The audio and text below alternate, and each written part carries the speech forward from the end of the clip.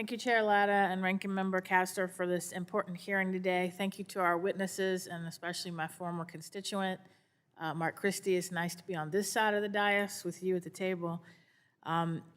Energy demand in the United States is forecast to explode over the next few years, and we must upgrade our grid, increase transmission capacity, and improve efficiencies in the grid's ability to transmit energy, especially during emergencies or periods of extreme weather.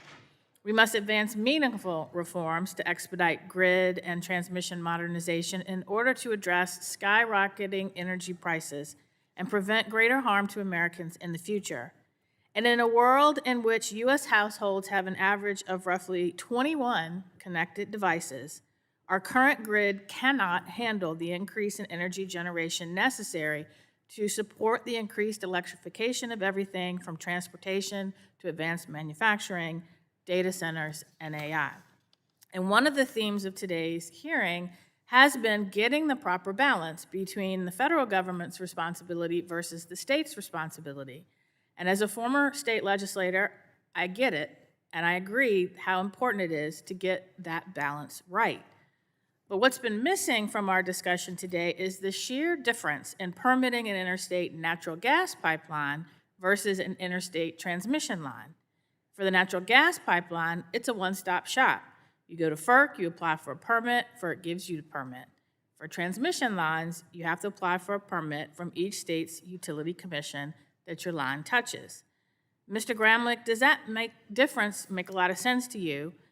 And given fears around all the power lines being sited at the federal level, how many transmission lines do you expect these reforms will actually impact in real life? Thank you for the question. For sure, it is easier to build interstate natural gas pipelines than transmission. We have a whole federal regime for natural gas, the Natural Gas Act and FERC's authority there. There are certainly proposals and discussions of moving the electricity system to replicate that and have full parity of transmission with natural gas. Sort of being a practical person, I'm aware that there's an opportunity in this Congress to do something that's much more modest than that and simply clarify the federal backstop siting authority that exists. And even if that is done, that would really, I think, only affect a small minority of lines, less than 10%. Some people say a couple of percent of the transmission line. So states would stay in the lead and would still, by and large, permit most transmission.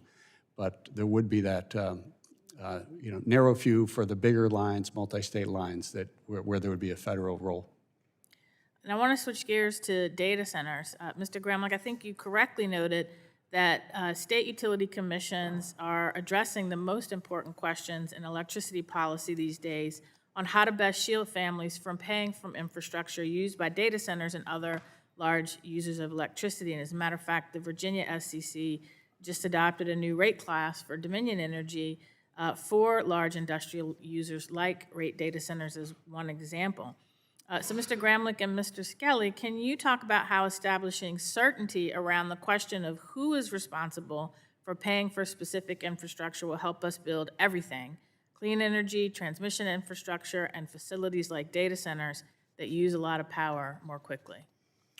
Well, I'll start on the, you mentioned large load tariffs and a lot of the state initiatives, and I'd agree with Tony Clark and the NARUC testimony. The states are doing a lot in that regard, and that's really important work, and that these are retail customers, that it is currently in state jurisdiction, and that's really important. It's providing, first of all, dollars into the system to pay for the grid, also shielding existing ratepayers, but also improving our forecast, because when they pay up, then you know how much to plan for on the system. So that's really helpful. Now, the broader question is, well, again, they do want to connect with the grid, and the grid is strained, and we need more capacity, and the grid is, by its physical nature, a multi-state machine, and so there has to be also a federal role with, again, clarifying what are the benefits that define who pays how much for those lines. Mrs. Skelly? Yeah. All right, thank you. I yield back.